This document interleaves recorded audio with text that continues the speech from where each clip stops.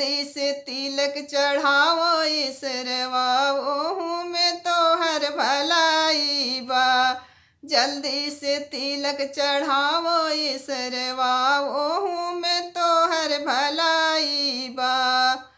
लाइल बड़ा एसी बढ़ावत शोभा जानत बानी महंगाई बा। लाइल बड़ा कूलर बढ़ावत शोभा जानत बानी महंगाई बा। जल्दी से तिलक चढ़ावा ये सरवा एहू में तोहर भलाई बा। जल्दी से तिलक चढ़ावो ये सरवा एही में तोहर भलाई बा।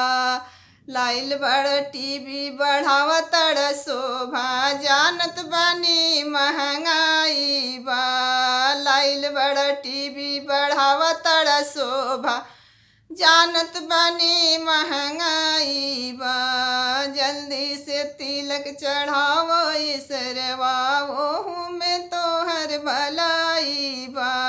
जल्दी से तिलक चढ़ावो ईसरवा ओहू में तोहर भलाई